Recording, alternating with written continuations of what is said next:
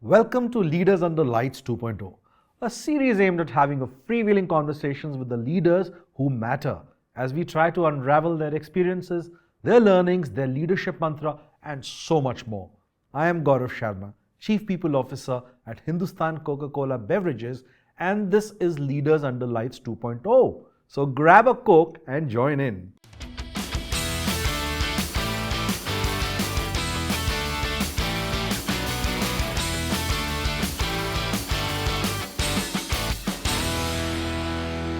Today, in Leaders Under Lights 2.0, we have no one else but Juan Pablo Rodriguez, our CEO for Hindustan Coca-Cola Beverages. And today we will talk to him about his journey. We will understand from him what does it mean to become the best. We will understand from him what are his life lessons, what are his leadership lessons, leadership mantras, and finally, we'll get to understand the person beyond just the CEO role. So here we go, having a session with Juan Pablo Rodriguez, JP for short. Hi JP, good to have you on this guest seat. Hi Gaurav, how are you? Very good, and it's amazing to see you've been a veteran of Coca-Cola. You've been in the system for 22 years. You've been across 7 countries, multiple continents. How has the experience been working with diverse cultures, and what has been common that you've seen across all these countries and all these people? When you put it like this, it sounds like obvious that I need to have a nice answer for that. When I mean, going through those 22, almost 23 years, you don't get to see the difference. People are people, and especially when you are working, the people that you usually work with are very similar regardless of the countries. Of course, there are always differences and stuff. The good thing for me, growing up, studying, I never thought, when I thought about my career, I never thought I was going to be working for the same company, the same system for so long.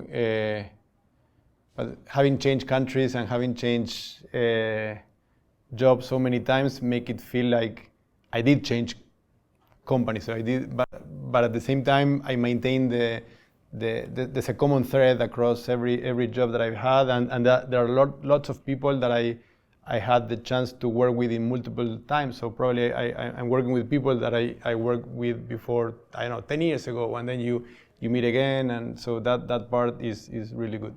If you were to now give an advice to a younger JP, what would you tell him different from today? Look, I've made lots of decisions, of course, in my career, some good, some not so good. I think every time I made a call based on specific work that I wanted to do, something that was a passion point for me, it always turned out better than when I was making a decision based on a certain position or a job rate or money. So one piece of advice I'd give myself is focus on the job, focus on what you want to do, not on the money, not on the job rate, not on the position. Another thing that I would tell myself is to read more. I think there's so much that you can learn from books, especially if you pick the books and the authors. Usually what I've been doing in the last years is when I have something at work that I cannot quite figure out what to do, I try to look for a book that talks about that. And it's usually good. Sometimes it will not necessarily tell you what to do, but it will be a good source of inspiration for you to come up with ideas that you were not coming up with before. Let me offer you a Coke because the next question is linked to life at Coke.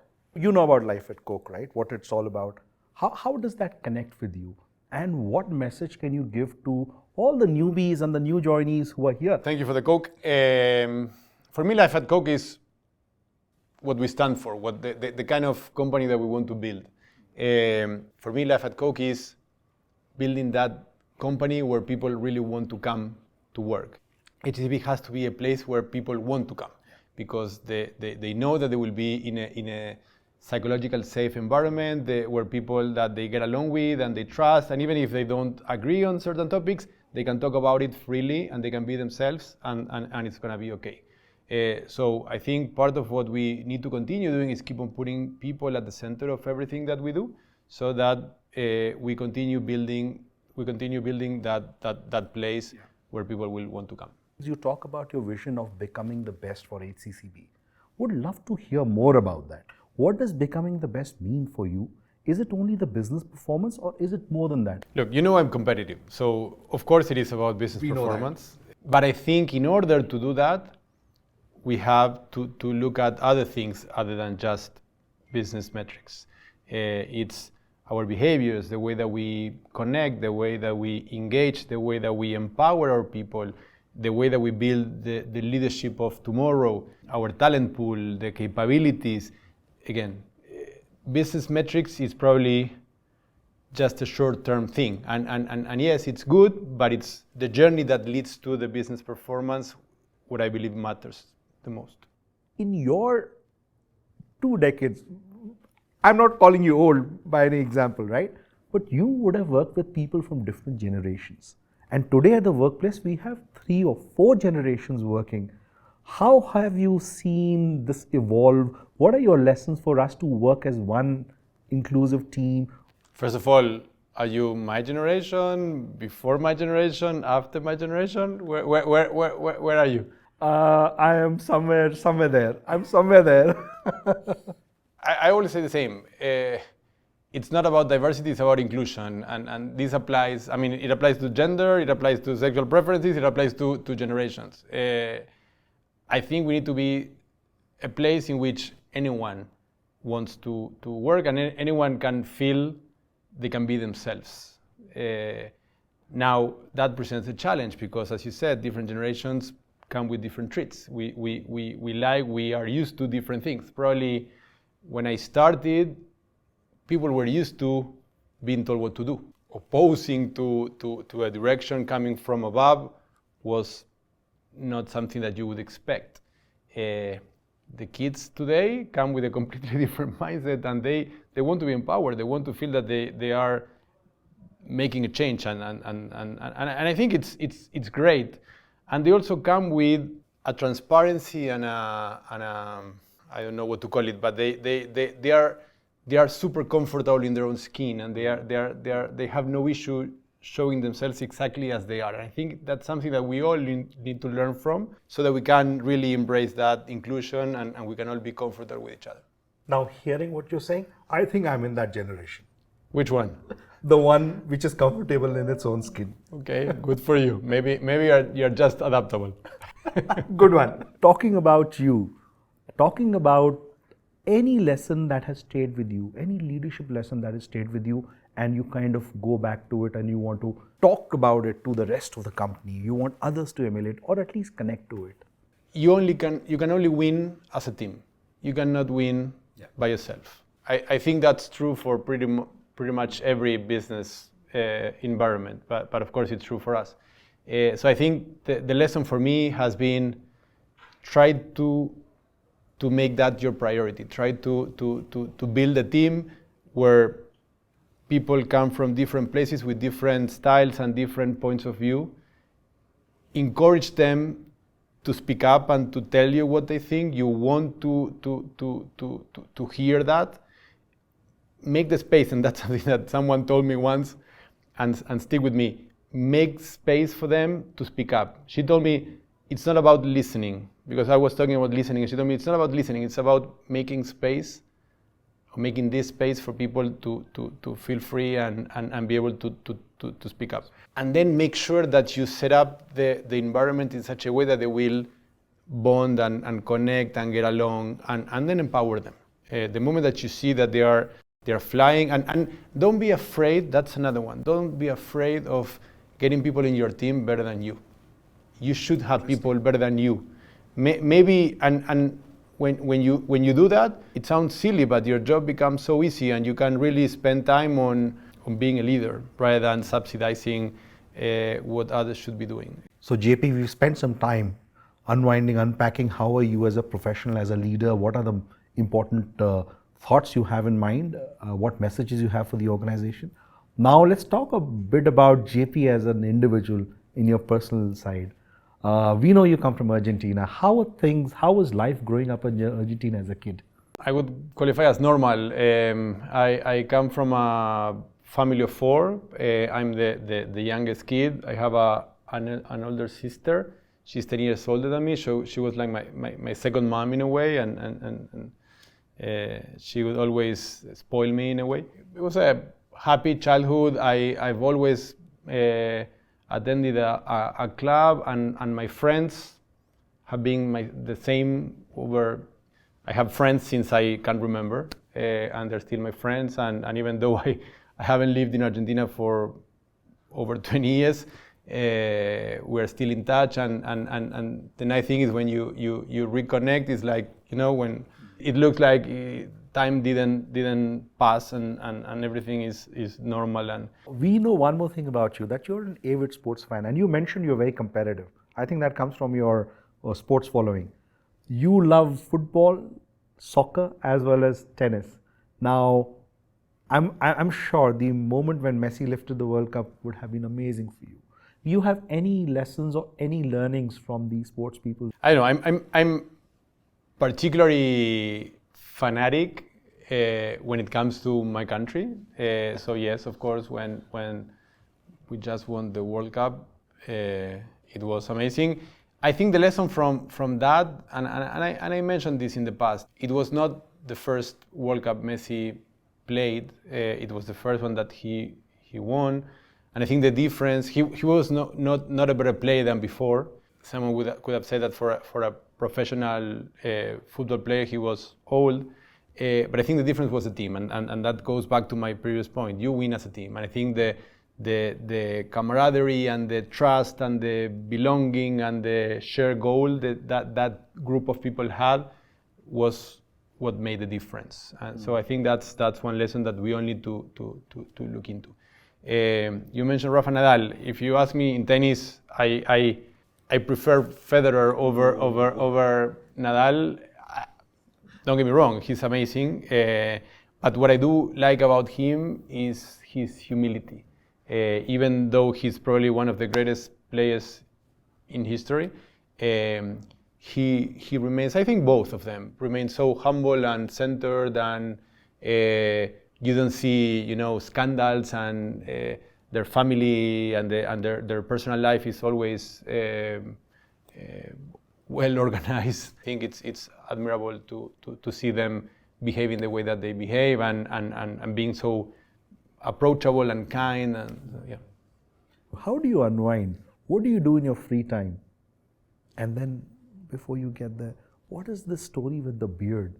Beard or no beard? I know there's this thing which is still out there, which is going in the organization, and I'm asking this on behalf of everybody, right? So please share. About unwinding, look, part of the things when you live abroad with your family is that you need to come closer as a family. So I think most, if not all, of my free time or non-working time is with my family, and especially the kids. Especially being just moved into a new country, it's really important that you are there to support them. They're getting older, so moving countries is becoming harder and harder because they start questioning and challenging and offering their opinions. So most of the time I'm playing football with them, or we have a dog. We also need to take care of the dog, which takes more time than I thought it would take. So yes, that's what I do. Regarding the beard, I don't know. The other day I learned, I was with the Leaf group, and I learned that apparently it's not well received. Yes, I can see that. But it's so easy, and maybe that's the honest truth about it. It appeared out of laziness. I was in Argentina. I had not been in Argentina for 3 years because of COVID. So we decided to go for 2 months, and I decided to work from there. I was living in Singapore. Argentina is, I think, 11 hours apart from Singapore, so it's really, really hard.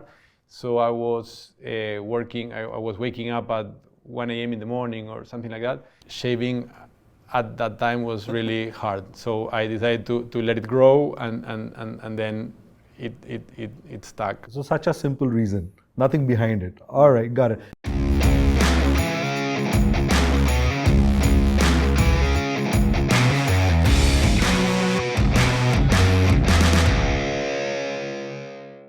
Okay, now this is the final section, JP.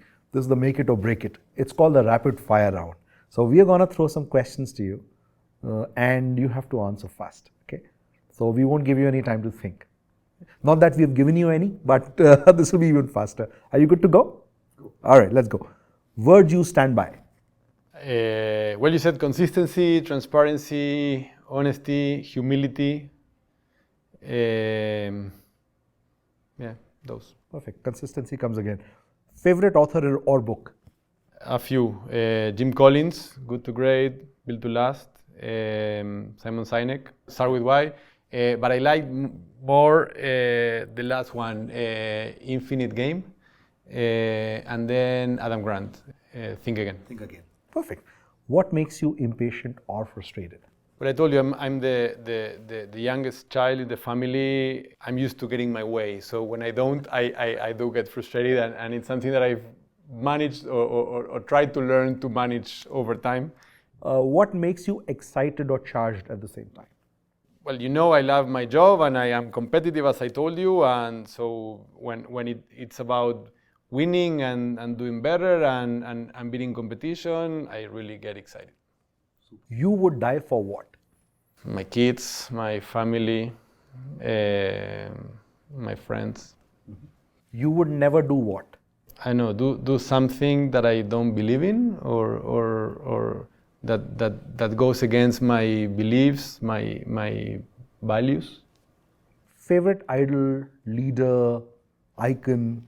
No, I don't have one. I mean, of course, there are a lot of people that I admire for different things, but I think an idol sometimes is misleading, you know, because it's hard to find someone that represents you in everything. And then we have the tendency, at least where I'm coming from, because someone is successful at something, let's say at a sport, or then automatically they have the authority to give an opinion on everything. And then you have a football player talking about politics or religion, and I think it's better that everyone keeps their place humbly and yes. Thanks, JP. That was a great session and really enjoyed, and hopefully you had a good time as well. You heard from JP about what makes him tick as a professional, as a leader, and as a person. So share your comments. Let us know what you think about this session. And of course, when you see JP, you know what he stands for, right? And how to connect with him.